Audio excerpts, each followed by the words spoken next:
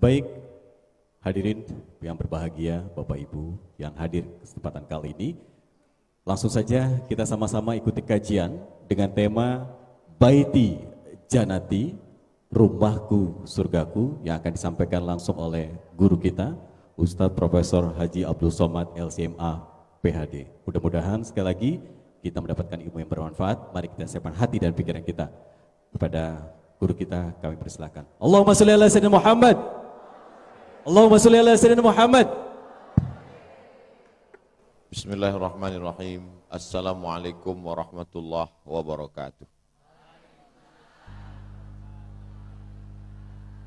Alhamdulillah wassalatu wassalamu ala Rasulillah Sayyidina wa Maulana Muhammad ibni Abdillah wa ala alihi wa sahbihi wa man tabi'ahu wa mawalah.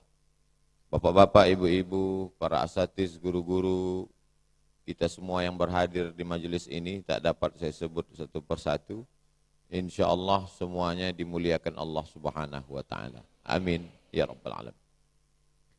Kalaulah rumah itu hanya sekedar untuk tempat tidur, maka apa beda rumah dengan hotel? Kalaulah rumah itu hanya sekedar untuk tempat makan, apa beda rumah dengan restoran? Kalaulah rumah itu hanya sekedar untuk tempat duduk-duduk, apa beda rumah itu dengan warung? Maka rumah dalam bahasa Arab ada beberapa kata. Yang pertama, rumah adalah baitun. Diambil dari kata bata yabitu, artinya tempat menginap, tempat tidur. Sekarang banyak orang tidak tidur di rumah. Pulang, anak istrinya sudah tidur, bangun, pergi kerja, anaknya belum bangun. Yang saya katakan ini ada atau tak ada?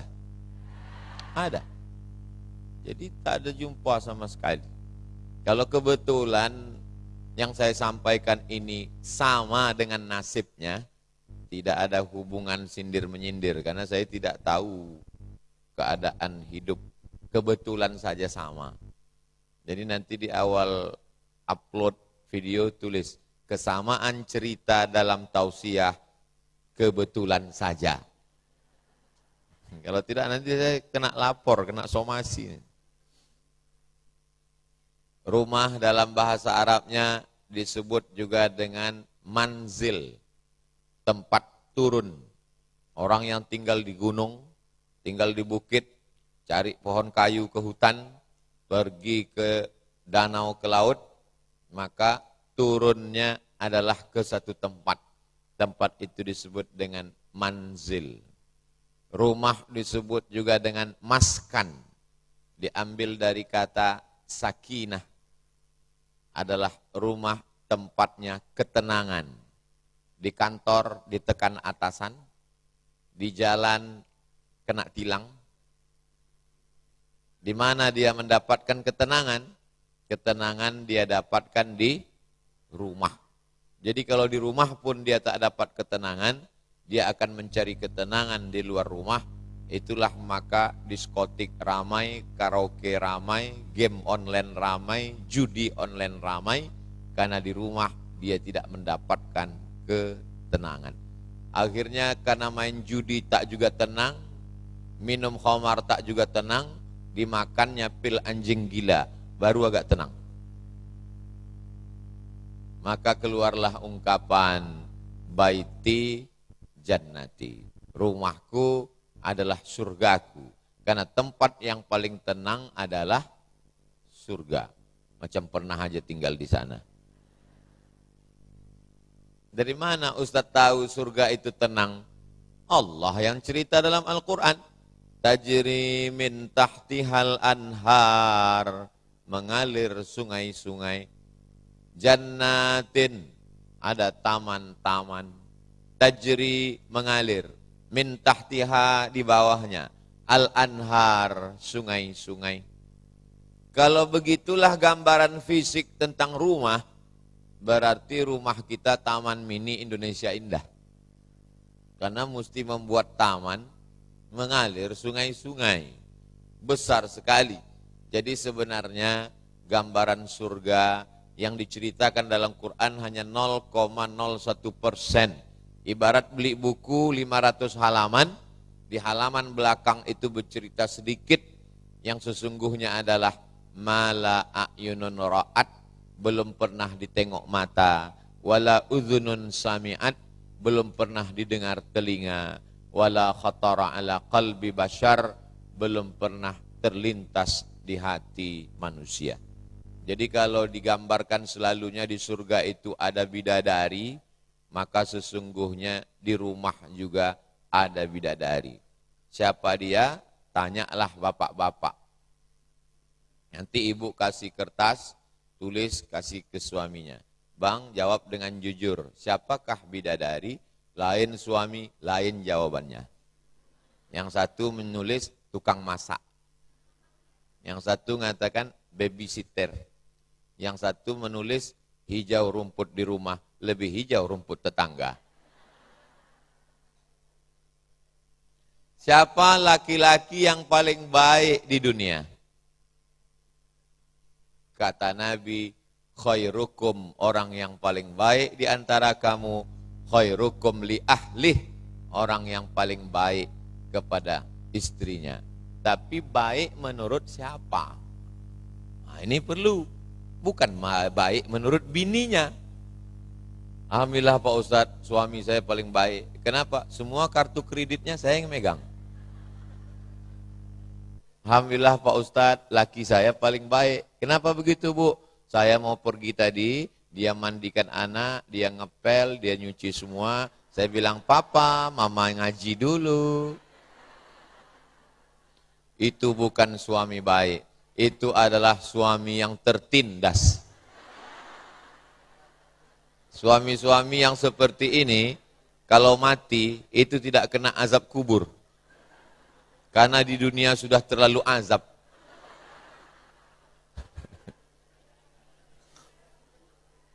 Jadi baiknya itu menurut standar Allah dan Rasulullah Sallallahu Alaihi Wasallam. Apa baiknya dia? Baiknya dia disuruhnya ibu di rumah. Wa qarna fi buyutikunna, perempuan hendaklah di rumah. Tapi sekarang kan tidak begitu suami yang baik. Yang baik itu kemana? Yang sering ngajak ke mall. Yang baik itu mana? Yang sering ngajak shopping. Padahal kalau menurut Quran dan Sunnah, yang mengatakan waqarna fi buyutikunna, di rumahlah. Sekarang banyak juga perempuan di rumah, dia tak keluar rumah, tapi fotonya di Instagram, di FB, di Google, di YouTube, dia di rumah, tapi tangannya sama gambarnya keluyuran ke handphone orang, ke kamar orang, ke rumah orang. Bayangkan foto ibu diakses orang, disimpan orang, dimodif orang, dimasukkannya ke aplikasi yang bisa merubah dari ujung rambut ke ujung kaki. Bukan tanggung jawab saya Pak Ustadz. Kullukum ra'in, setiap kamu adalah pemimpin, wa kullukum mas'ulun, kamu akan disoal, akan ditanya an ra'iyatih. Kami kan bukan pemimpin, yang pemimpin kan suami, yang memimpin kan laki-laki. Perempuan pemimpin terhadap anaknya, saya tak punya anak. Perempuan pemimpin terhadap dirinya, terhadap tangannya yang mengupload, terhadap wajahnya. Kalau di rumah macam jeruk purut dipijak gajah. Pas giliran mengupload foto,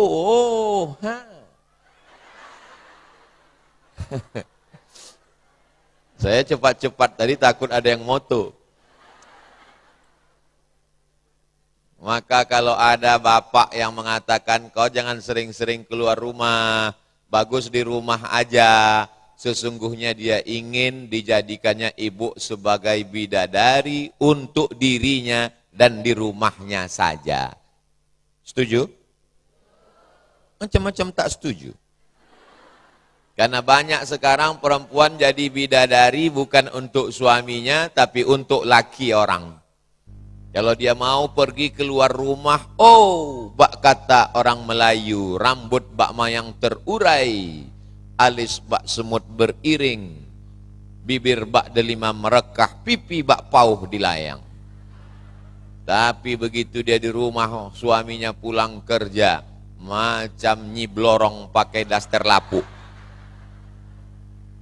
Dan manusia seperti ini tidak ada di Batam. Ini yang kita ceritakan ini hanya makhluk alien dari planet Venus. Ini supaya untuk menyenangkan hati. Disuruh menutup wajah, menutup aurat, menutup rambut, tak mau. Disuruh pakai cadar, tak mau. Mengejek orang pakai cadar. Berceramah ustadz berbolak-balik, tak dengar. Datang COVID.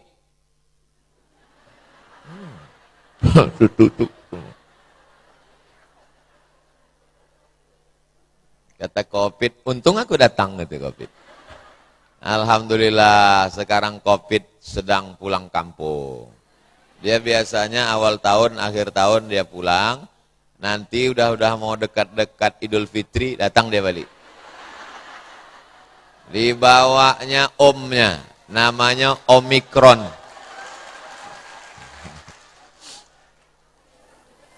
Jadi pelajaran yang pertama, rumah akan menjadi surga kalau di dalamnya ada bidadari. Dan bidadari itu adalah, kenapa ibu malu bilang, saya. Nanti pulang ibu di dapur, bapak tuh manggil dari kamar, dari ruang tamu, dipanggilnya, oh ngatiem. Ibu tahu saya datang, ibu diam aja. 2-3 kali dipanggilnya, mana kopi tadi, diam aja. Akhirnya dia datang ke dapur. Kenapa kopi tak datang? Panggillah aku bang. Udah bolak-balik aku panggil, nggak sesuai. Memang panggilan kau siapa? Bidadariku. Boleh tak kau dipanggilnya ibu bidadariku? Boleh apa tak boleh? Jelaslah ibu yang kena panggil, ibu yang ngaku. Nabi SAW tak memanggil nama. Ya Aisyah. Apa kata dia? Ya Humaira. Humaira, kulit putih kena cahaya matahari kemerah-merahan. Ya Humaira. Boleh saya panggil bini saya ya Humaira Pak Ustadz? Boleh. Tapi dia tak putih, tak apa-apa. Menyenangkan hati orang kan? Saya selalu dipanggil orang. Saya selalu dipanggil orang ganteng. Anak raja menangkap banteng. Banteng ditangkap di hari siang. Kalau ada orang menyebut saya ganteng, berarti dia belum.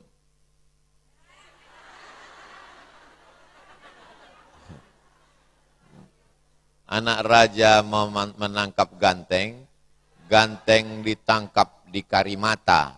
Kalau ada orang nyebut saya ganteng, berarti perlu ganti kacamata. Jadi menyenangkan hati orang tuh boleh. Ini terlalu jujur. Dipanggilnya bininya, ya Hajar Aswad. Nah hitam. Hitam-hitam si tampuk manggis. Walaupun hitam kupandang manis. Asal jangan macam pantun satu lagi. Hitam-hitam si tampuk manggis. Sudahlah hitam bet kudis. Ibu bersyukur menjadi perempuan. Karena Nabi Adam alaihi salam waktu sendirian di sorga, indah pemandangan di sorga. Banyak kenikmatan.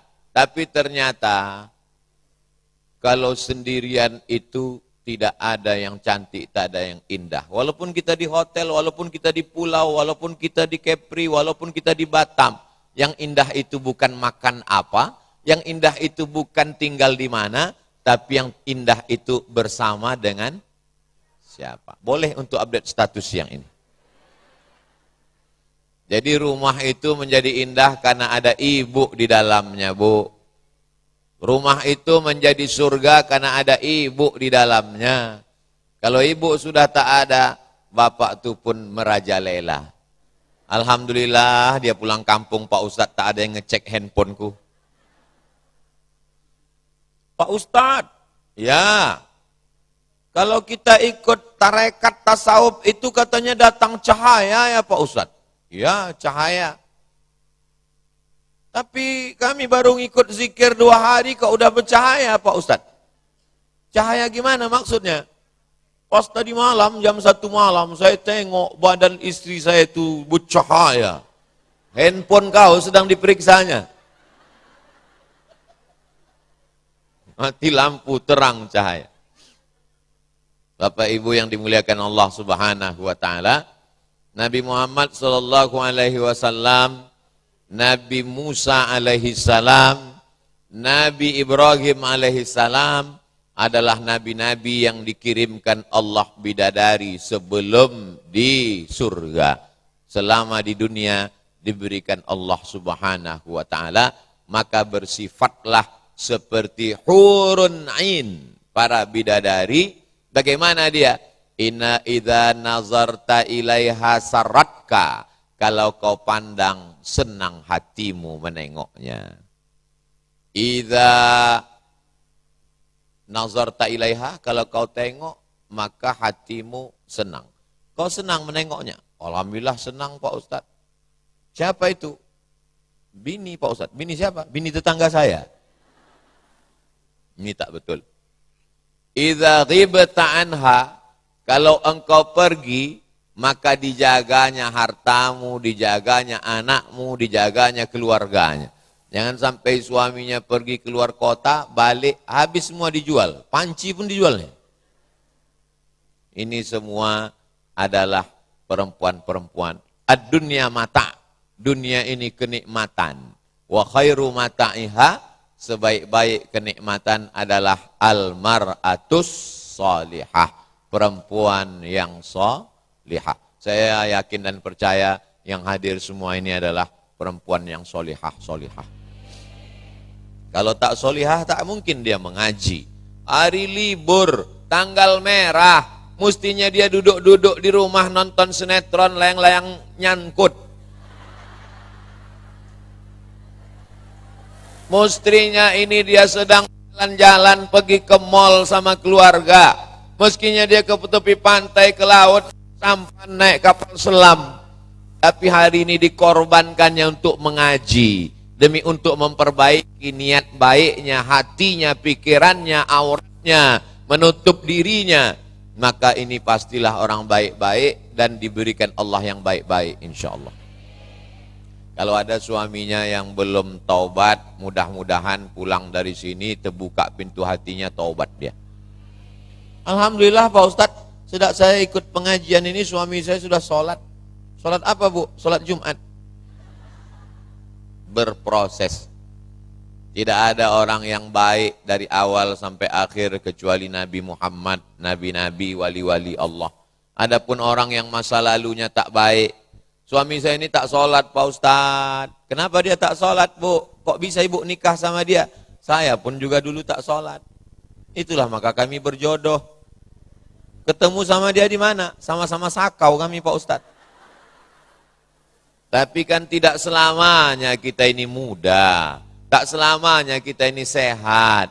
Kebetulan hidayah duluan menyamparin singgah ke ibu. Padahal kalau Allah mau serentak sama-sama hijrah bisa atau tak bisa? Innama amruhu idza arada syai'an ayyakula lahu kun. Bisa. Lalu kenapa ibu duluan dapat hidayah? Alangkah indahnya kalau hidayah itu sampai ke bapak melalui ibu. Makanya di antara doa, Allahumma hdina wahdi bina waj'alna sababan liman ihtada. Berikan kami hidayah, berikan orang lain dapat hidayah karena kami, waj'alna sababan liman ihtada. jadikan kami menjadi sebab asbab orang lain dapat hidayah. Kalau bapak itu dapat hidayah karena ceramah ustadz, ibu dapat apa? Tapi kalau dia dapat hidayah karena ngomongan ibu, ayyahdiyallahu bika rajulan wahidan, satu orang dapat hidayah karena mulutmu, khairum min humurin na'am, lebih baik daripada kau punya seekor onta merah, kendaraan termahal terhebat zaman Nabi. Khairum minad dunya wa ma fiha, lebih baik daripada dunia dan seisinya. Berapa banyak suami taubat karena istri. Yang cerita itu siapa? Jamaah itu. Saya ini dulu Pak Ustadz, preman Pak Ustadz. Tak tahu saya agama.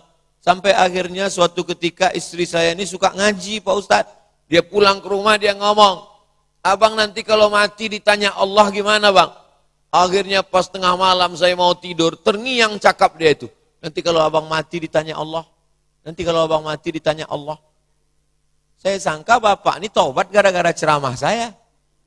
Saya udah pede aja. Dalam bayangan saya nanti dia pasti cerita, saya ini taubat gara-gara mendengar MP3 ceramah ustadz lah. Rupanya karena bininya. Seorang bapak-bapak tidak mau pengajian ke masjid, tak mau ikut sholat berjamaah. Dapat hidayahnya bagaimana? Istrinya minta jemput pulang pengajian malam. Assalamualaikum bang. Waalaikumsalam. Jemput aku bang, pulang aja lah sendiri naik taksi. Nanti kalau aku dilarikan supir taksi, oh iya juga ya. Dijemputnya, pengajian ini lama pula selesai. Ditunggunya di tempat parkir tak berhenti, keluar dia. Ditelepon tak diangkat, di SMS tak dibalas. Masuk dia ke dalam, mau marah nunggu. Didengarnya pengajian, terbuka pintu hidayah. Akhirnya menjadi orang yang suka berjamaah dan pengajian. Jadi banyak sekali lah. Perlu nanti ditulis bukunya, suami-suami yang dapat hidayah karena istri. Tapi istrinya tak ada diceritakan di situ, entah siapa. Bapak ibu yang dimuliakan Allah, ibu-ibu yang dimuliakan Allah subhanahu wa ta'ala, maka bersikaplah sebagai orang. Ustaz, kenapa selalu yang diceramahin ini perempuan aja diceramahin? Nanti orang yang mendengar tausiah saya ini bisa jadi ada yang komplain, ada yang komen. Saya enggak setuju kalau Ustaz menceramahi perempuan aja. Ya ini kan acaranya perempuan. Perempuan yang punya acara ini kan. Ya saya ceramahi perempuan. Tapi di sini ada laki-laki. Ini pemain naturalisasi. Mereka ini tamu undangan. Yang diceramah ini sekarang perempuan. Bagaimana mereka bersikap, bagaimana mereka di rumah, bagaimana mereka melakukan tugasnya. Tugas asli perempuan di rumah. Tapi Pak Ustadz, kami ingin membantu ekonomi keluarga suami, apalagi sekarang sejak Covid dia tak bisa aktif kerja, dia dirumahkan, pendapatannya berkurang jadi 50%. Bolehkah kami Pak Ustadz bantu-bantu dia? Ibu bisa buat apa? Saya bisa buat keripik. Terus ibu jual berapa? Ya lakulah Pak Ustadz sejak 3 bulan ini satu hari 1 kontainer ke Jepang.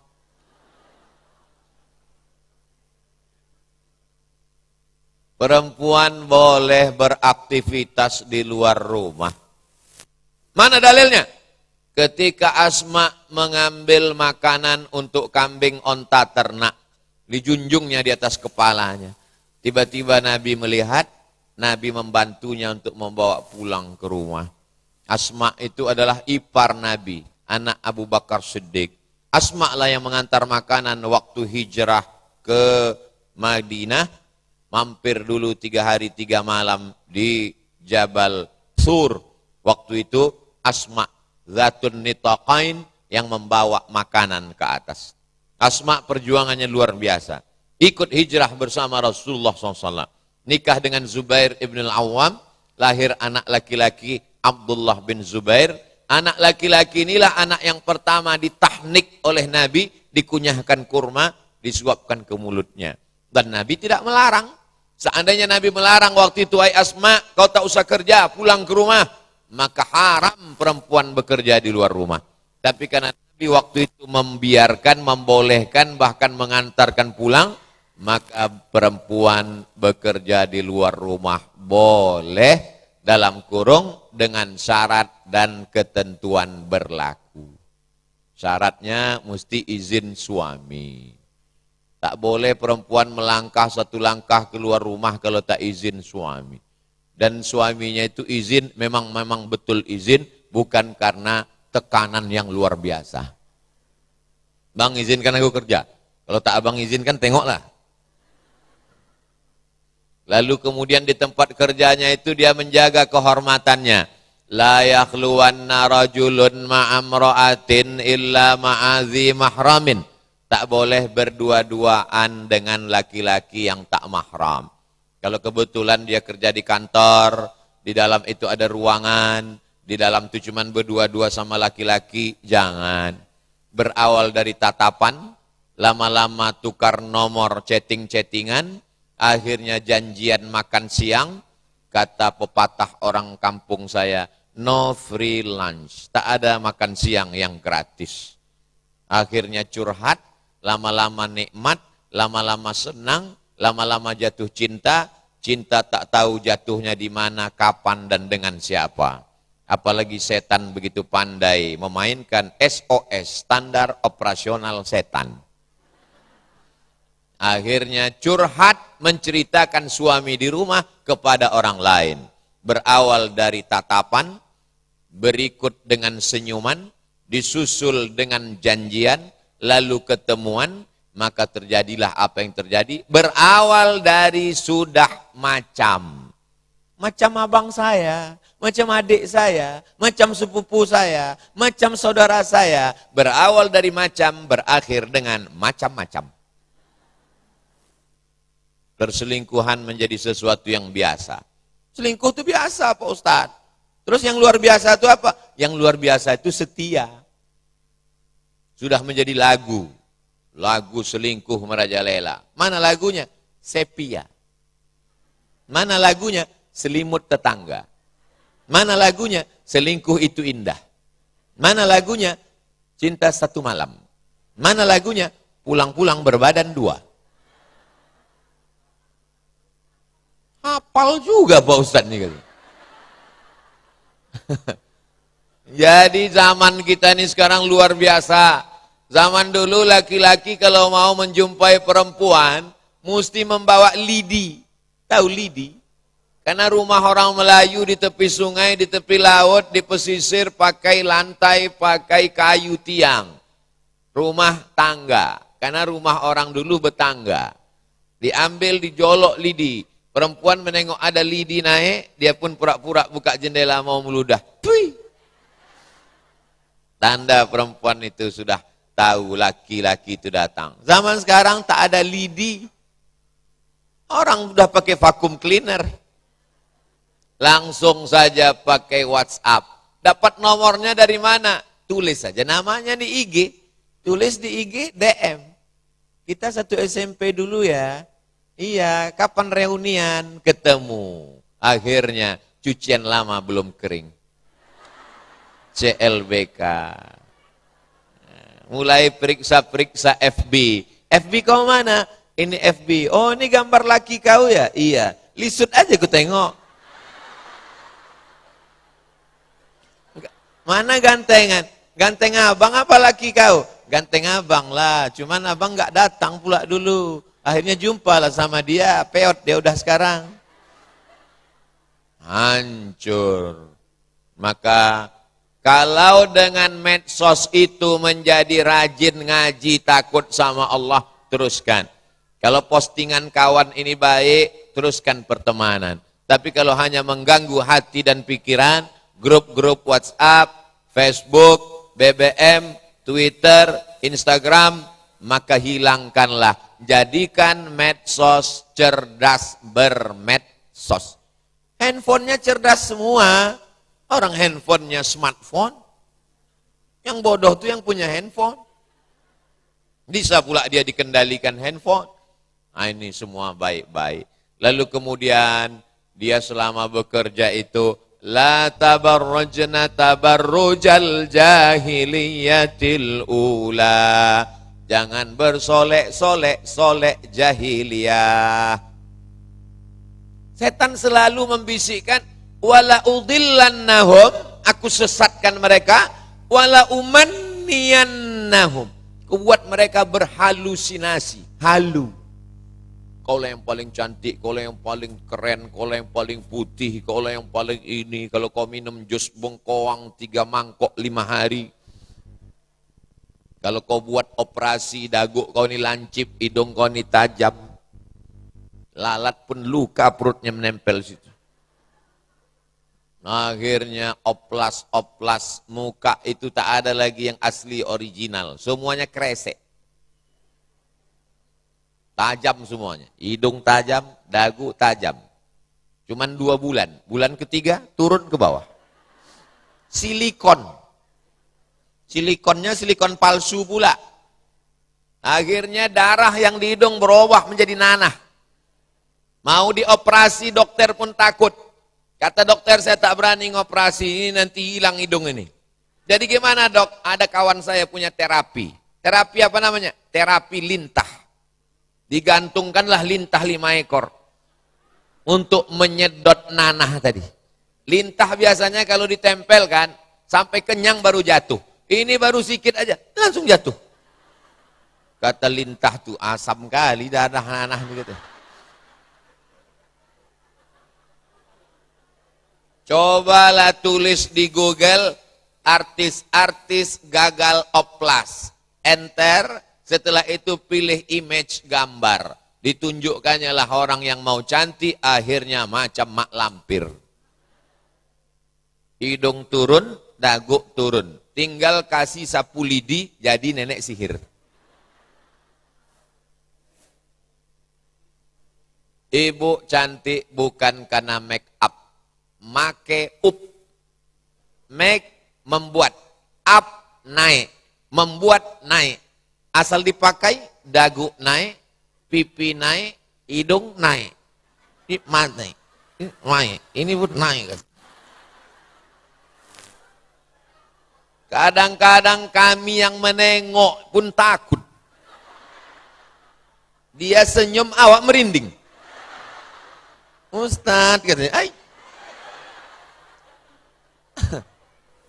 Jadi sebetulnya setan itu saja yang mempermainkan sehingga dia bukan cantik tapi merasa dia tak cantik, biasa aja, merasa cantik. Dibisikkan setan, kalau kau pakai baju ini kau hebat, kalau kau beli ini kau hebat, kalau kau pakai baju ini yang harga 5 juta, 10 juta, 20 juta kau hebat. Padahal orang tak tahu karena bentuk kainnya sama. Kalau dipakai agak 3 jam, busuknya pun sama. Tapi dia merasa, kalau pakai sepatu ini lebih hebat, kalau pakai baju ini lebih hebat, kalau pakai merek ini lebih hebat, kalau pakai bedak ini lebih hebat, kalau pakai gincu ini lebih hebat. Orang melihatnya biasa saja, tapi dia merasa hebat. Kerja siapa? Kerja setan. Dari mulai tumit sampai kepala, digoda setan untuk merasa. Tumit biasa-biasa saja, ditambah tumit kaki sepatu 10 cm. Dia yang berjalan, jantung kita yang gemetaran. Tumit kecil tajam, asal nengok melangkah, aik gitu. Aik gitu. Dipakai pula rambut naik ke atas. Singa kebun binatang pun pucat nengok. Ngeri rambut aku, ngeri lu, banyak ibu nih lagi kata singa. Ibu cantik di depan suami ibu karena bekas wajah baca Quran, karena pengaruh tahajud. Tapi kalau ditanya orang, jangan pula terlalu pede. Ini banyak juga perempuan ini terlalu pede. Loh, ibu pakaiannya nggak pakai makeup tapi kok cantik ya? Iya, ini bekas air wudhu. Jadi kau pikir kami ini tayamum semua? Enak aja nih bilang wudhu. Biasa aja, pula terlalu berlebihan. Jadi ibu boleh kerja di luar rumah, beraktivitas. Posisikan ibu sebagai bidadari surga yang mengikuti aturan Allah dan Rasulullah sallallahu alaihi wasallam. Yang kedua, bahwa di rumah itu dia akan menjadi surga kalau di rumah itu dibacakan wa idza quri'al qur'anu fastami'u lahu wa ansitu la'allakum turhamun, turun rahmat. Kenapa di majelis kita ini tadi ada baca Quran? Supaya turun rahmat. Mengapa habis sholat subuh baca Quran?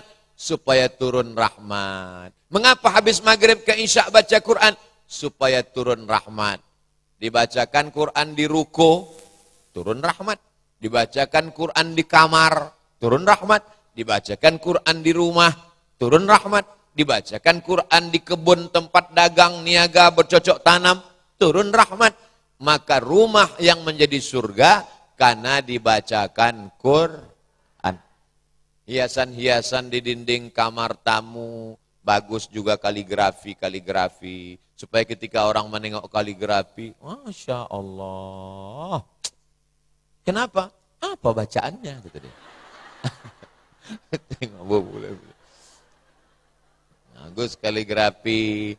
Jangan dipajang di ruang tamu foto nikah sebelum hijrah. Ditengok orang foto ibu belum bertutup kepala. Dipujinya pula di depan laki ibu. Cantik juga bini kau ya. Laki-laki itu ada rasa cemburu dalam hatinya. Ada ghirah. Kalau ada laki-laki yang tak cemburu berarti dia dayus. Na'udzubillah. Jadi foto-foto yang itu pindahkan ke kamar. Adapun yang mengingatkan kepada Al-Quran, Masya Allah, Tabarakallah, maka ini baik. Lalu kemudian MP3 di rumah Quran. Hidupkan MP3 Quran. Bismillahirrahmanirrahim. Amma yatasa'alun. Anin naba'il azim. Kalau ada yang pakai terjemah bagus. Amma yatasa'alun. Mereka bertanya-tanya. Anin naba'il azim. Tentang berita yang sangat besar. Alladzi hum fihi mukhtalifun. Mereka berbeda pendapat tentang itu. Supaya kita paham. Ini baik. Atau solawat-solawat. Allahumma salli ala sayyidina Muhammad. Wa ashghili zalimin bizalimin. Wa akhrijna min bainihim salimin. Wa ala alihi wa sahbihi ajma'in. Sallallahu rabbuna ala nuril mubin. Ahmad al-Mustafa sayyidil mursalin. Wa ala alihi wa sahbihi ajma'in. Wa ala alihi wa sahbihi ajma'in. Karena tidak semua manusia ini mau lurus-lurus aja. Maksudnya lurus suara. Ada orang yang tak suka lagu-lagu ada. Kalau dia selawat, Allahumma sholli ala sayyidina Muhammad wa ala ali sayyidina Muhammad. Allahumma sholli ala. Tapi ada pula orang yang mau pakai irama. Allahumma sholli. Ibu pasti ingat apa lantunan suara yang kita dengar, itulah nanti yang terngiang-ngiang di telinga kita pas mau tidur. Itu nanti setelah kita sholawat ini, pas di jalan mau pulang, itu sambil bawa motor terngiang. Allahumma sholli. Sampai lumpah lampu merah. Prit, kata Polantas. Tanya, ibu, tak tahu lampu merah tadi? Allahumma sholli ala sayyidina Muhammad. Polisi, lewat. Wa asghili. Sampai nanti ibu pas mau tidur malam, itu juga terngiang. Allahumma sholli. Sampai pas mengigau nanti malam, itu juga terngiang. Sampai pas mau mati sakaratul maut, itu juga terngiang. Allahumma sholli. Dibisikkan orang, la ilaha illallah. Mudah sakaratul maut. Tapi kalau yang dilantik yang didengarkan, yang diucapkan, yang terlintas di pikiran, yang tersemat di dalam hati, bukan sholawat, bukan ayat Quran. Itu juga nanti yang terlintas mau tidur malam. Datang pula laki di sebelah.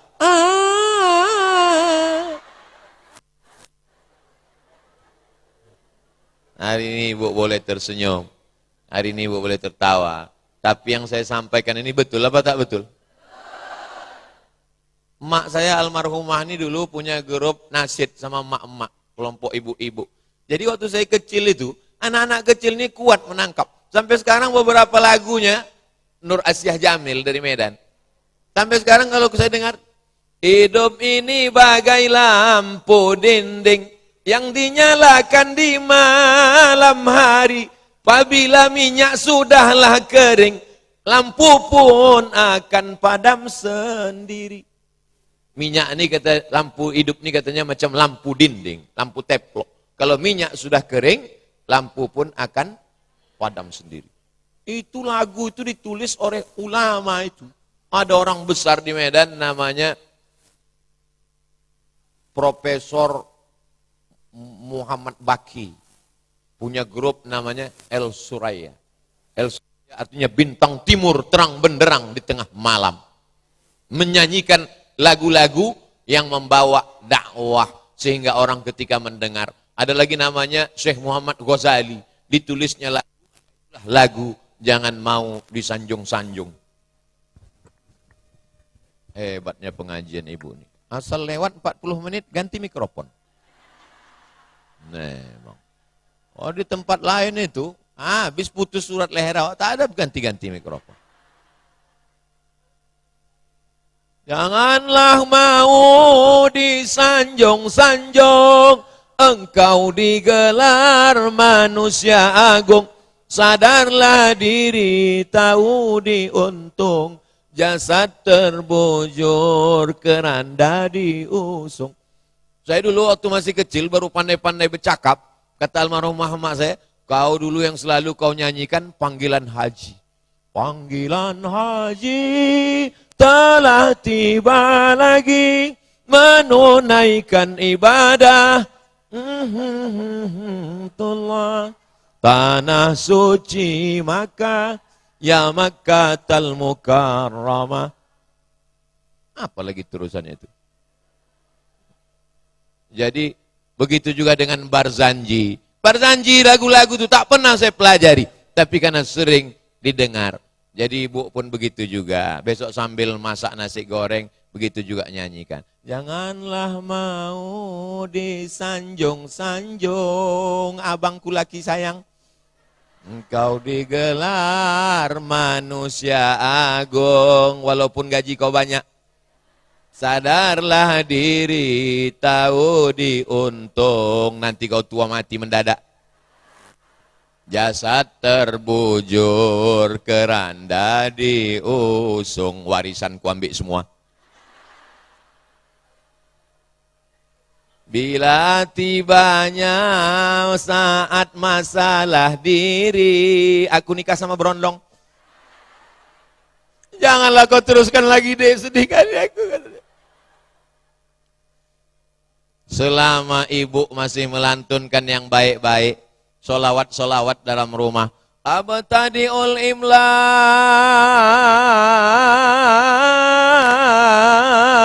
bismidzatil aliyah mustadirra faidal barakati alama ana lahu wa aulang.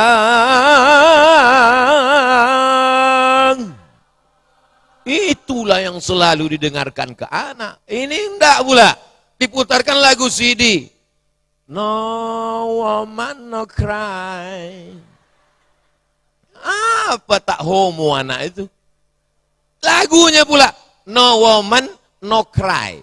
Tak ada perempuan, tak ada tangisan. Patutlah dia jatuh cinta sama laki-laki. Yang merusak itu bukan dunia ini. Tapi kitalah yang merusak anak-anak kita, maka di rumah itu lantunan Al-Quran. Ada dulu anak perempuan hafal Quran dari Bengkalis. Tinggal di hotel samping Masjid An-Nur waktu MTQ nasional. Saya dibawa ke situ. Saya tanya orang tuanya, gimana anak kecil ini bisa hafal Pak, Bu?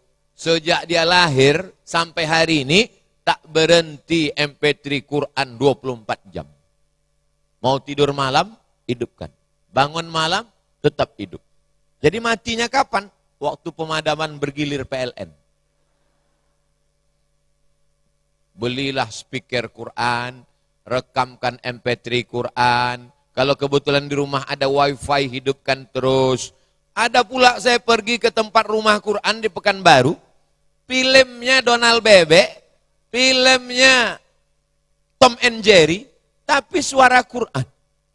Jadi saya heran, ini Pak salah channel atau apa nih? Kata dia memang begini Pak Ustadz. Jadi anak-anak tetap nonton Tom and Jerry, tetap nonton Donald Bebek, tetap nonton Ultraman, Spiderman, Wonder Woman, Catwoman, tapi tetap tak ada ngomongnya. Yang didengarkan suara Al-Quran. Kalau ibu pandai ngaji, alhamdulillah, bagus. Ibu gimana Bu ngajinya? Alhamdulillah Pak Ustadz. 5 juz, Iqra 5 Pak Ustadz. Alhamdulillah. Yang na'udzubillah adalah malu mengaji karena tua. Dalam Islam tak ada batasan umur. Utlubil ilma minal mahdi ilal lahdi. Buat grup-grup masing-masing. Wirid Yasin bagus. Pengajian majelis taklim bagus. Ngaji sama ustadz terkenal dari Jakarta bagus. Pakai seragam bagus. Tapi sibuk dengan itu tak pandai baca Quran kurang bagus. Maka mulai buat grup kecil. Kita buat grup bertiga aja ya. Iya, kita mulai dari Iqra ya. Tapi ini rahasia, yang lain jangan tahu. Oke. Bertiga. A, bataba, batata, basaba. Tidak ada malu untuk mengaji. Tidak ada batasan untuk mengaji. Yang selama ini wirid yasinnya silent. Asal orang diam aja. Pakai masker, naik turun masker. Tak apa yang dibaca. Tapi udah mau datang itu saja sudah alhamdulillah. Kau pandai ngaji, aku tak pandai ngaji. Terus kau tak belajar ngaji, masih syukur aku pakai jilbab. Kawanku rambutnya 3 warna, merah kuning kelabu. Nengoknya jangan ke bawah. Nengok masalah agama ini ke atas. Tapi kalau masalah dunia, tengok ke bawah. Kalau punya mobil, syukur. Kalau punya motor, syukur. Orang kalau tidak pernah bersyukur, hidupnya tak pernah bahagia. Orang yang punya mobil mahal 8 miliar, tahulah ibu itu apa mereknya. Kalau dihidupkan mesinnya, tanggal jantung orang di belakang. 8 miliar harga mobilnya, pas dia naik mobil itu apa kata dia? Tuhan tidak adil. Kenapa? Ditengoknya kawannya naik pesawat jet pribadi. Tak pernah bersyukur. Hidup ini akan indah kalau kita bersyukur. Tapi kalau ngaji itu harus dengar baik-baik. Karena banyak orang sambil-sambil ngantuk, didengarnya cakap ustadz. Pulang dia ke rumah, ditanya sama suaminya. Apa kata Ustadz Somad tadi? Hidup ini indah bang kalau kita bersyukur. Bersyukur. Itu kalau. Nah, maka bersyukur nikmat kepada Allah SWT. Baca Quran, zikir, sholawat. Itu akan menenangkan hati. Ala bizikrillah. Dengan banyak berzikir mengingat Allah, tatmainnul qulub, maka hati menjadi tenang. Dengan banyak berzikir, subhanallah walhamdulillah wala ilaha illallah wallahu akbar wala haula wala quwata illa billahil aliyil azim. Tapi ada orang zikirnya pakai lagu, subhanallah walhamdulillah wala ilaha illallah wallahu akbar wala haula wala quwwata illa billahil aliyyil azim. Mau pakai lagu silakan. Yang tak mau pakai lagu silakan. Merasa risau dengan suara orang ramai-ramai mau sunyi-sunyi silakan. Ada orang begitu. Kan tak semua ibu yang suka ramai-ramai kan? Ada. Saya pun gitu. Kadang ada masanya saya pusing kepala saya dengar orang. Jadi saya maunya sunyi sendiri berzikir. Ada masanya gitu. Dan kalau kita berdoa pun begitu juga. Ada saatnya doa itu kuat. Ya Allah, tak ada tempat ku meminta kecuali Engkau. Tolong aku ya Allah. Tapi sendiri, kalau sedang ramai-ramai jangan kuat-kuat. Ya Allah, suamiku dilarikan pelakor ya Allah. Tanya kawan sebelah, siapa katanya? Nah, jadi ini poin yang kedua. Pulang dari sini, kalau ada CD-CD, MP3, simpanan-simpanan lagu-lagu, remix-remix, koplo-koplo, mabuk-mabuk, sakau-sakau, tak tentu arah, yang mendengar tak paham, yang menyanyi tak paham, sama-sama mengangguk. Buanglah itu semua, karena khawatir nanti dia datang waktu kita sakaratul maut. La ilaha illallah. Ada TikTok enggak? 3. Di rumah itu mesti ada majelis ilmu. Apa kabar Bu Yahya, Pak Haji? Sehat Pak Ustadz. Katanya kabarnya Bu Yahya tak pernah datang sejak Covid. Baru aja datang. Seminggu kemarin di sini. Oh, ulama. Tapi Pak Ustadz Somad, tak kami semua punya kemampuan. Arisan kecil-kecilan, kumpul 2-3 orang tetangga, undang Ustadz pengajian. Pengajiannya pengajian surat Yasin.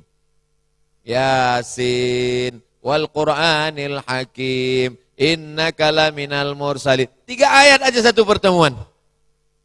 Saya pernah tausiah. Pulang tausiah datang bapak-bapak.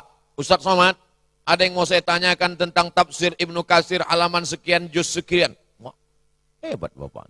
Bapak siapa? Saya dosen Pak Ustadz. Oh. Mahasiswa saya 1,5. Hah? Kenapa 1,5? Habis sholat subuh di masjid, saya pulang ke rumah, saya buka Ibnu Katsir, anak saya yang dengar, istri saya yang dengar sambil masak di dapur. Patutlah 1,5. Bapak di rumah. Kalau dia sibuk tak bisa, ibu. Kalau ada kebetulan Ustadz, pengajian, arisan, di rumah kakak, di rumah adik, di rumah ipar, di rumah abang. Kalau tak juga bisa, kita sesama, karena majelis ilmu menurunkan malaikat rahmat. Majtama'a qaumun, berkelompok sekelompok orang berkumpul. Yatsluna kitab Allah, membaca ayat-ayat. Wa yatadarasunahu fima bainahum, mengkaji. Nah ini dia. Kalau yang tadi nomor 2, ngaji, zikir, sholawat. Yang nomor 3, mengkaji, buat pengajian. Nazalat alaihimus sakinah, turun ketenangan. Ghasyat bihimur rahmah, turun rahmat. Hafat bihimul malaikah, dikelilingi oleh malaikat. Jangan beda-bedakan tamu. Karena kaya, karena pejabat, kasih teh tarik. Karena orang biasa, kasih air putih mencemari ini.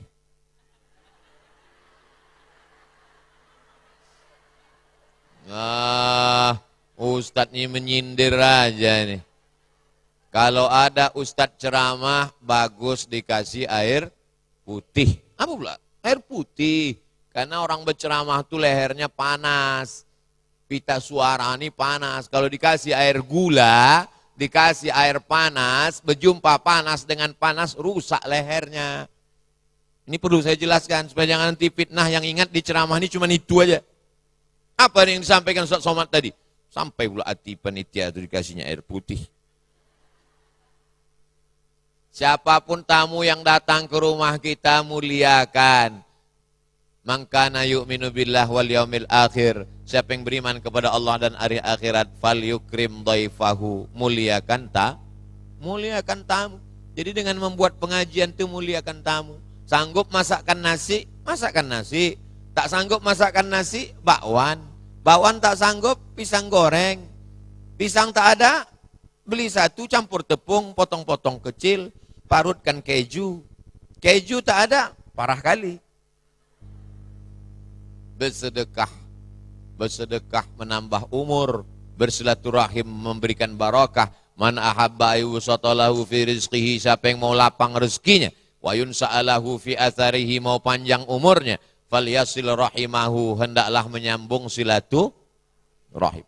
Lama juga saya termenung. Setelah sekarang, pergi saya ke sana dikasih makan, pergi sana makan, pergi sana makan. Lama saya termenung. Mundur, jumpa sama orang kampung. Oh, apa kata orang? Dulu almarhumah emak kau, kalau kami bertamu, pasti dikasihnya makan. Rupanya yang dulu dibuat orang tua kita, dibalaskan Allah ke kita. Man ja'a bil hasanati, siapa yang membuat satu kebaikan, falahu asyru amsalihah. Tidak kita yang buat, emak kita dulu yang membuat, nenek kita dulu yang membuat, suka menerima tamu, suka memuliakan ulama, anak cucu kita nanti menerima. Tidak selamanya kita yang membuat. Maka ini terima tamu, buat pengajian, buat majelis, ini semua Masya Allah. Suatu ketika Nabi sedang duduk, datang tamu. Kata Nabi, siapa di antara kalian yang mau menyambut tamu nih? Datang satu sahabat, ke rumah aku aja ya Rasulullah. Dibawanya tamu itu ke rumah dia. Sampai di rumah ditanyanya istrinya, ada yang kita masak malam itu anak-anak kita untuk tamu nih? Kata istrinya, tak ada bang. Yang ada cuman gandum untuk anak kita. Masakkanlah gandum itu untuk tamu. Tapi cuman cukup untuk satu orang, masakkan aja. Begitu dimasakkan, dimatikannya lampu. Lalu kemudian dia pura-pura makan. Dibiarkannya tamu itu makan. Lampunya dibuat 5 watt. Hidup-hidup tak nampak mulut. Selesai itu besok pagi, tersenyum Nabi. Apa kata Nabi? Kalian sudah membuat rahmat Allah turun malam tadi. Tahu Nabi. Dari mana Nabi tahu? Jibril alaihissalam dikirim Allah untuk menyampaikan berita orang yang pura-pura makan karena ingin memuliakan tamu. Hari ini orang sengaja makan banyak, jatah tamu pun dihabiskannya. Cemanalah rahmat mau turun? Bagaimanalah barokah mau datang? Sejak buat rumah sampai mati tak pernah tamu datang. Disediakan anjing herder satu. Assalamualaikum.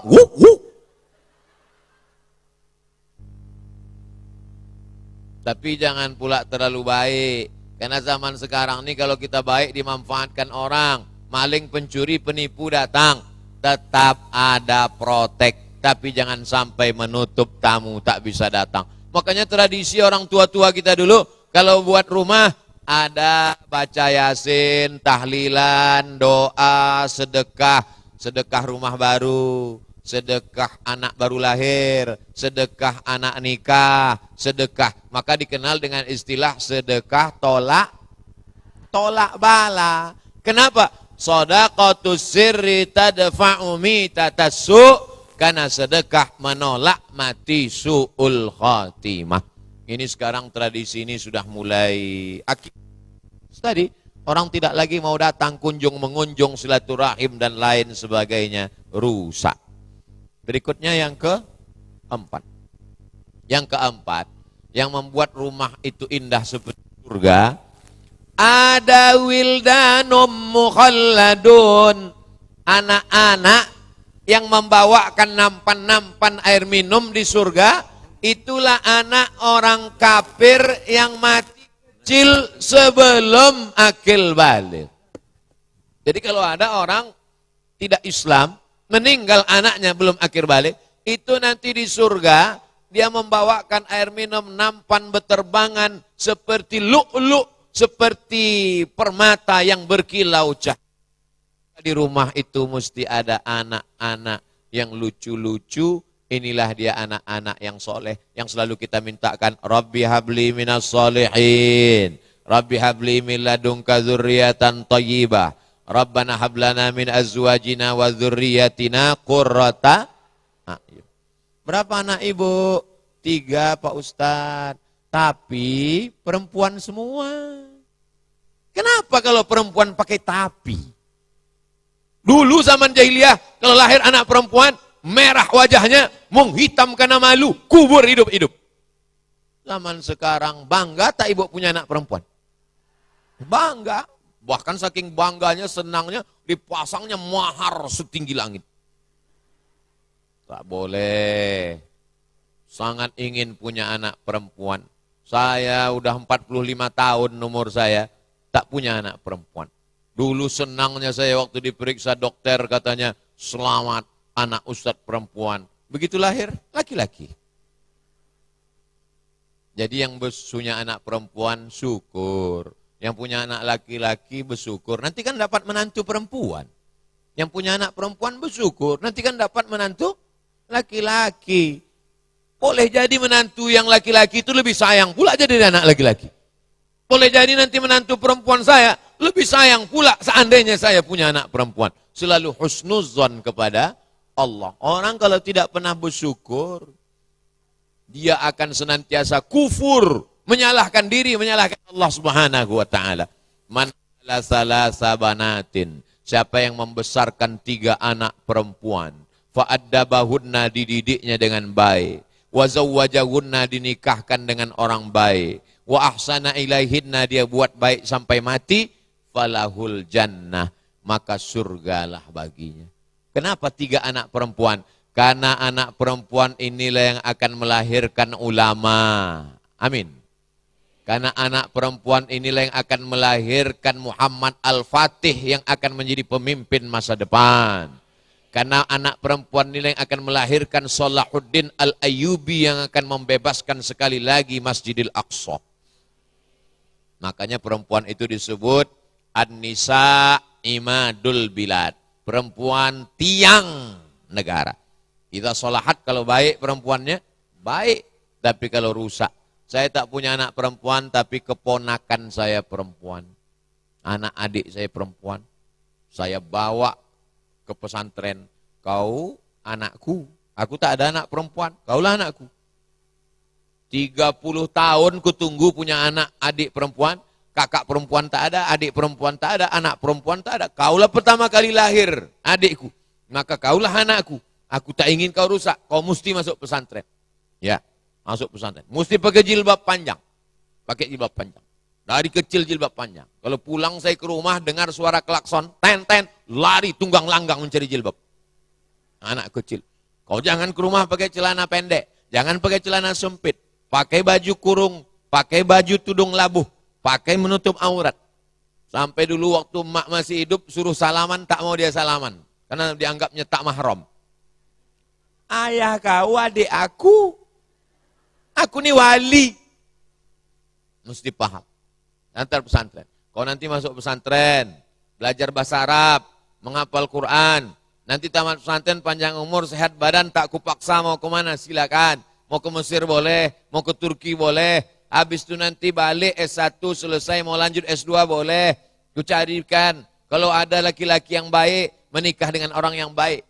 Karena nanti itulah yang akan mendoakan kita, Rabbil firli wali walidayya warhamhuma kama rabbayani. Anak tidak pernah besar di mata orang tua.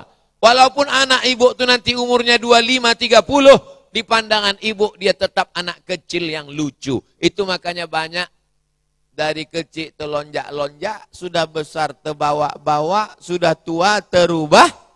Tidak. Berapa banyak anak gadis umur 18 tahun dipakainya celana umur 8 tahun. Emaknya senyum karena ditengoknya, lucu kau, lucu.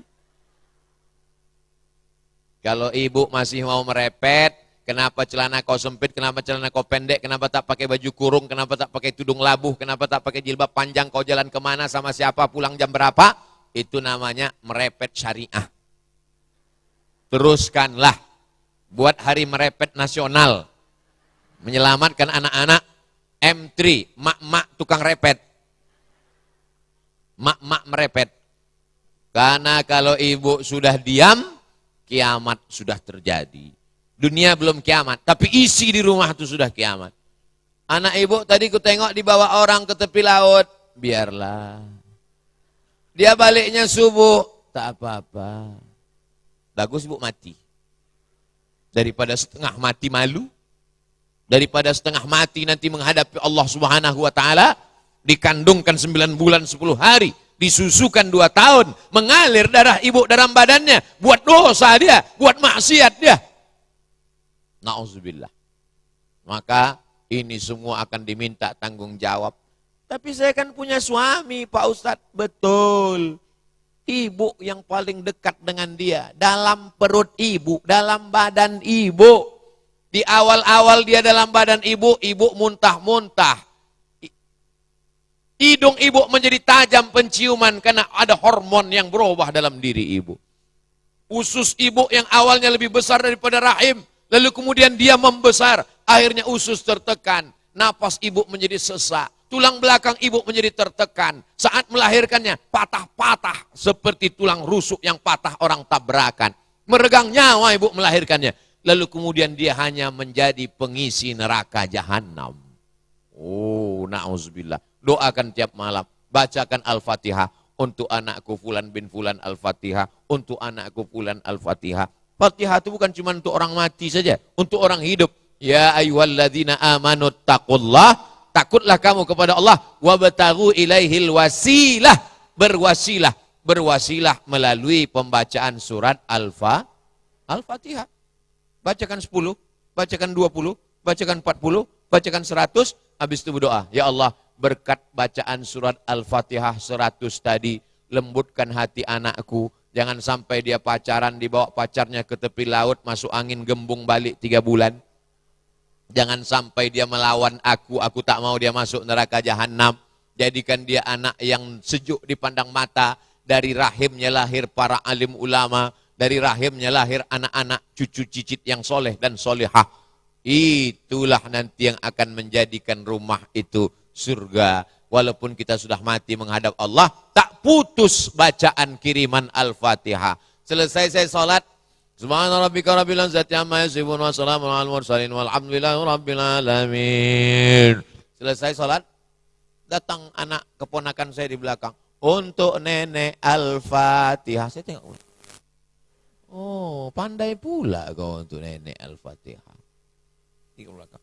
Selesai sholat, nanya satu orang, kenapa sholatnya cepat kali? Hah? Dibilangnya pula sholat saya cepat. Rupanya mereka baru belajar sholat, bacanya pelan. Subhana rabbiyal a'la wa bihamdi. Subhana rabbi. Dia baru kita udah bangkit. Tapi itu menyenangkan hati luar biasa. Ibu hatinya senang, bukan karena dia pulang bawa mobil mewah. Karena mobil mewah pun kalau kredit, cuman hati kita mau senang. Kredit gitu. Senangnya hati kita waktu cucu tadi lari-lari sambil mengulang bacaan. Ar-Rahman, lompat-lompat di meja. Allamal Quran, senangnya hati kita. Paling ibu marah waktu toples pecah. Mudah-mudahan rumah kita menjadi surga di dunia. Idza marartum biriyadil jannah farta'u. Kalau kalian lewat di taman surga, makan minumlah kalian. Mana ada taman surga di dunia ya Rasulullah? Ada, kata Nabi. Apa itu taman surga? Majelis ilmu. Itu menunjukkan di dunia ada surga. Itulah beberapa poin-poin baiti jannati. Lebih kurang 60 menit saya sampaikan. Mudah-mudahan bermanfaat. Dan ini saya acak pertanyaan yang sudah masuk di kajian.net. Yang pertama, Ustadz, kita mulai dengan satu pertanyaan dari nomor 18. Assalamualaikum warahmatullahi wabarakatuh. Ustadz, perkenalkan saya seorang mahasiswi dari Universitas Negeri Padang. Izin bertanya, pada usia remaja kita akan dihadapkan dengan rasa tertarik dengan lawan jenis. Dan bahkan menurut saya katanya adalah ini tantangan terbesar dalam hidup seorang remaja. Apa yang harus dilakukan jika seorang muslimah berada pada kondisi tersebut dan bagaimana cara memilih pasangan hidup yang baik menurut syariat Islam? Kita hanya dihukumi halal, haram, boleh, tak boleh pada perkara-perkara yang kita bisa mengendalikannya. Contoh, di depan saya ada dua pilihan. Di sebelah kanan air zam-zam, di sebelah kiri ada khamar. Saya punya kuasa tak untuk mengendalikannya? Punya. Saya dikasih Allah tangan, saya dikasih Allah telinga, saya dikasih Allah mata. Kata Ustadz, minum air zam-zam dapat pahala, minum khamar dapat dosa. Maka saya dihukumi untuk halal haram dapat pahala atau tidak dapat pahala pada perkara yang saya punya kendali. Saya pilih air zam-zam, saya dapat pahala. Saya pilih khamar, maka saya dapat dosa. Nah, masalah jatuh cinta itu kendali kita atau di luar kendali kita? Saya tanya sekali lagi, jatuh cinta di dalam kendali kita atau di luar kendali kita?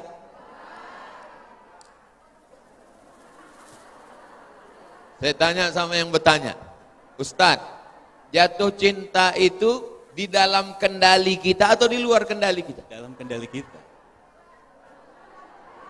Kata ibu di luar kendali, kata Ustadz di dalam kendali. Bisa kita paksa untuk jatuh cinta? Tak bisa. Maka tidak haram untuk jatuh cinta. Yang haram itu adalah efek dari jatuh cinta. Bahwa sebagai seorang perempuan, jatuh cinta dia kepada salah seorang mahasiswa di kelasnya, itu di luar kendali dia. Makanya muncul istilah cinta datang tiba-tiba. Yang haram itu mana? Ketika dia mulai datang untuk ngomong dan tidak ngomong. Aku cinta sama kau, ayo kita makan bakso mie ayam. Bahwa kemudian dia berjalan berdua, bertukaran nomor, melakukan perbuatan maksiat. Itu di dalam kendali dia atau di luar? Di dalam. Paham? Bisa dijelaskan? Saya tak bisa ulang sekali lagi. Kalau mau diulang sekali lagi, videonya aja nanti diulang. Pada perkara-perkara yang kita tidak bisa mengendalikannya, kita tidak dihukum. Tapi ketika sudah masuk kepada action, maka itu baru dihukum haram. Jadi sebagai seorang mahasiswi, kalau dia punya itulah maka kami di Al-Azhar tidak disatukan antara laki-laki dengan perempuan. Kampus laki-laki dengan perempuan 15 km. Cemana mau jatuh cinta? Pondok pesantren 1.800 jumlahnya waktu saya di pesantren. Laki-laki semua, tak ada nengok perempuan. Kalau mau nengok perempuan, pergilah ke dapur nengok tukang masak nenek-nenek. Itu maka perempuan disuruh menutup wajah. Supaya apa? Supaya orang tidak hatinya jatuh cinta. Sebab bisa aja orang jatuh cinta kepada istri bapak. Bisa aja orang jatuh cinta kepada suami ibu. Lalu kemudian kalau sudah terlintas begitu dalam hati, dia buang itu jauh-jauh, dia sadarkan dirinya, dia minta ampun kepada Allah SWT, ya muqallibal qulub, kalau dia memang betul serius mau nikah, bolehkah seorang perempuan menyatakan keinginannya kepada laki-laki? Untuk apa lagi saya menjawab? Udah bisa dijawab semua. Boleh menyatakan keinginan kepada laki-laki dengan syarat tidak langsung. Melalui wali, melalui orang yang terpercaya, dengan syarat laki-laki itu amanah. Karena kalau tidak amanah, mulutnya ember diceritakannya nih kemana-mana. Kenal kau dengan anak Bu Aji itu? Alah, dia yang dulu nembak aku, kan aku aja nggak mau sama dia. Rusak nama baik. Jadi sebagai perempuan, jaga harkat martabat kehormatan, jangan terlalu mudah percaya kepada laki-laki, apalagi laki-laki itu buaya darat. Kalau buaya jelas dia, buaya tak ada basa-basi, langsung kita diterkamnya dimakannya. Tapi kalau buaya darat, hai. Maka Anak perempuan mesti dicerdaskan. Anak perempuan mesti dikasih tahu nasihat dengan baik supaya dia mudah menjaga harga dirinya. Saya kira sebagai mahasiswi dia paham jawaban saya. Wallahu a'lam. Baik, terima kasih Ustadz. Masya Allah, terima kasih. Dan berikutnya, ini pertanyaan dari nomor 7. Saudari, ya tak usah disebutlah namanya ya. Pokoknya nomor 7 nanti tinggal bilang panitia. Gini Ustadz, Assalamualaikum warahmatullahi wabarakatuh Ustadz. Ustadz, kita kan kalau ada dua pilihan, suka dan harus istikharah. Pertanyaannya, ada gak sih jawaban istikharah itu seperti apa? Karena terkadang di antara anak-anak muda yang istikharah itu sudah istikharah tapi ternyata pilihan masih ke sana juga. Sebetulnya ada gak sih tanda-tanda istikharah itu terjawab, Ustaz? Ma khaba man istakhara, tidak sia-sia orang yang istikharah. Wa man nadima man istasyara, tidak akan menyesal orang yang mau minta pendapat orang lain. Pertama minta pendapat dari ustadz, dari alim ulama, dari kiai, dari tokoh masyarakat, orang yang dituakan, didulukan selangkah, ditinggikan seranting, batangnya tempat bersandar, daunnya tempat bernaung, akarnya tempat bersila, minta pendapat. Kalau calonnya ada 2, ada 3, sama-sama solihah, sama-sama baik, sama-sama, maka berdoa kepada Allah Subhanahu wa taala, salat sunat, usolli sunnatal istikharah rakaataini lillahi taala. Di mana? Kau udah istikharah? Udah Pak Ustaz. Mana yang nampak? Dua-duanya nampak. Berarti belum putus istikharah. Istikharah. Sampai nampak hati condong kemana? Apakah melalui mimpi? Apakah melalui ilham? Apakah ibarat timbangan? Condong dia berat ke satu, barulah kemudian putuskan. Wa idza azamta, kalau kau sudah azam, fatawakkal 'alallah, maka bertawakkallah kepada Allah Subhanahu wa taala. Adapun kalau pilihannya cuma tinggal satu, istikharahnya adalah nikah atau tak nikah. Nikah atau tak nikah? Ya nikah, karena Nabi menyuruh, ya ma'syaras syabab, wahai anak-anak muda, man istata'a minkumul ba'ata falyatazawwaj, menikahlah. Fa aghaddu lil basar, menikah menjaga pandangan, wa ahsanu lil farj, menjaga kemaluan. Faman lam yastati', siapa yang tak sanggup, fa alaihi bisawm.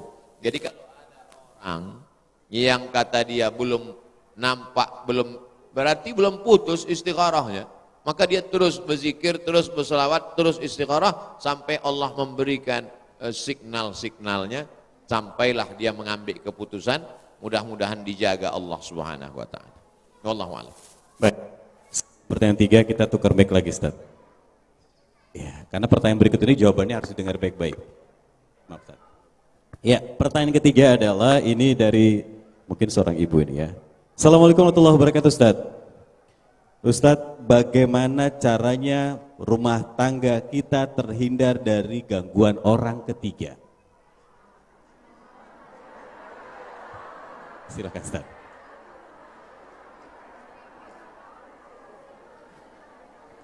Kalau bapak itu, perempuan ini detektornya paling halus. Tiba-tiba berubah, sebelumnya tak suka pakai parfum, tiba-tiba dia pakai parfum. Tiba-tiba handphonenya pakai password. Tiba-tiba ramahnya macam dibuat-buat. Perempuan paling halus perasaannya, berarti ada sesuatu. Lalu kemudian banyak keanehan-keanehan, maka ibu mesti memanggil wali ibu. Jangan ibu selesaikan sendiri. Ibu punya wali 6. Ayah, atuk, abang, adik laki-laki, abang ayah, adik ayah laki-laki. Panggil si puber kedua ini. Sini kau Fir'aun. Karena kalau tidak di stop ini dia akan terus melesat. Dia akan terus beraktivitas, apalagi zaman sekarang untuk bohong-bohong, tipu-tipu mudah. pakai WA, ganti nomor, ini jalan sana, jalan sini, pergi mengaku keluar kota. Oh, na'udzubillah. Tapi jangan putus asa. Jangan gara-gara ini Bu menjadi takut, cemas, naik asam lambung. Ya muqallibal qulub, engkau yang membolak-balikkan hati. Tolong ya Allah hati suamiku ini, supaya dia takut kepada engkau, supaya jangan sampai dia diganggu orang. Apalagi zaman sekarang cinta ditolak, dukun bertindak. Dicurinya rambut bapak tuh, diambilnya air ludahnya, dibawanya ke dukun. Anda ingin mengganggu laki orang, kirim ke 9090, ketik rek, spasi, santet. Dipeletnya suami ibu. Maka habis subuh baca zikir, doa-doa maksurat. Habis maghrib baca menjaga dari gangguan zahir dan batin. Komunikasi jangan sampai putus, jangan sampai rusak. Maka insya Allah satu yang paling diyakini tauhid kepada Allah. Kalau kita sudah cukup usaha, zahir dan batin, sudah ikhtiar, terjadi juga, berarti Allah sedang menguji kita. Diujinya dengan uang, lulus. Diujinya dengan harta, lulus. Diujinya dengan jabatan, lulus. Diujinya dengan yang satu ini, karena dia ingin menguji keimanan kita. Buat baik, niat baik, pikir baik, cakap baik, datang baik, alhamdulillah. Datang tak baik, ujian dari Allah. Saya yakin dan percaya ibu akan lulus melewati ujian-ujian ini semua. Wallahu a'lam. Baik, terima kasih Ustadz. Sepertinya waktu jumpa kita segera akan berakhir kesempatan hari ini. Terima kasih atas sebuah nasihat dan juga tausiah dari Ustadz Abdul Somad LCMA untuk kita di kesempatan kali ini. Untuk itu sebelum kita akhiri, kami mohon untuk doa dipimpin oleh Ustadz Abdul Somad LCMA. Tafadhol Ustadz. Astaghfirullahalazim, astaghfirullahalazim, astaghfirullahalazim, alladzi la ilaha illa huwal hayyul qayyum wa atubu ilaih. أعوذ بالله من الشيطان الرجيم بسم الله الرحمن الرحيم الحمد لله رب العالمين الرحمن الرحيم مالك يوم الدين إياك نعبد وإياك نستعين اهدنا الصراط المستقيم صراط الذين أنعمت عليهم غير المغضوب عليهم ولا الضالين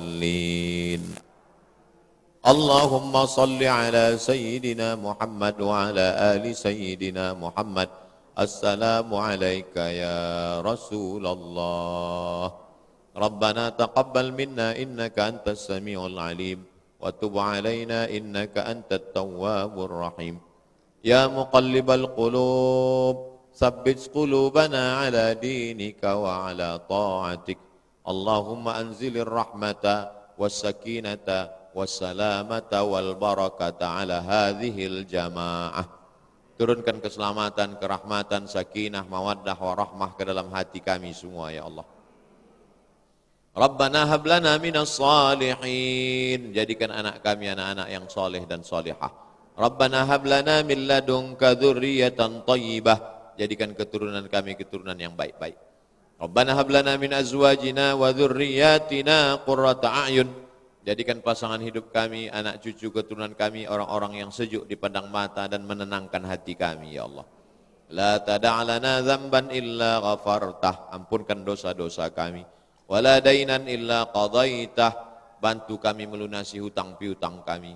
Wala maridhan illa syafaitah. Saudara kami yang sakit, angkat penyakitnya, ya sehatkan ya Allah. Wala mayyitan illa rahimtah. Yang meninggal dunia, curahkan rahmat kasih sayangmu ya Allah. Wala hajatan min hawaijid dunya wal akhirati laka ridha wa lana fiha salah.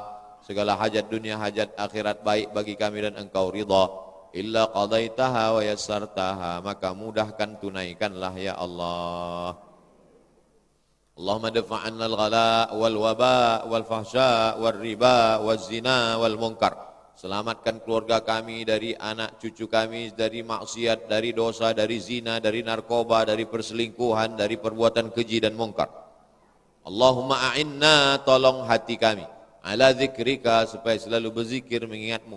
Wa syukrika, selalu bersyukur kepadamu. Wa husni ibadatik, selalu beribadah dengan ibadah yang baik ya Allah. Allahumma khtim lana bihusnil khatimah. ولا تختم علينا بسوء الخاتمة اللهم اجعل آخر كلامنا عند انتهاء أجلنا. Jadikan akhir kalam kami ketika ajal kami sampai, yang terakhir keluar dari mulut kami la ilaha illallah Muhammadur Rasulullah sallallahu alaihi wasallam. Kalimatu haqqin 'alaiha nahya, dengan itu kami hidup, wa 'alaiha namutu, dengan itu kami mati, wa biha nub'atsu, dengan itu kami nanti dibangkitkan di padang mahsyar. Rabbana atina fid dunya hasanah wa fil akhirati hasanah wa qina adzabannar. Wa sallallahu ala sayyidina Muhammad wa ala alihi wa sahbihi wa sallam walhamdulillahi rabbil alamin. Taqabbalallahu minkum minna wa minkum taqabbal ya karim. Alhamdulillah, dengan demikian berakhir sudah acara kita di kali ini. Baiti Janati sudah kita ikuti bersama Ustadz Abu Somad SMA, dan sekali lagi kita doakan pada Ustadz diberikan kesehatan, umur panjang, istiqomah terus mengajar kita. Tafadhol. Terima kasih Ustadz sudah memberikan yang terbaik untuk kita kali ini.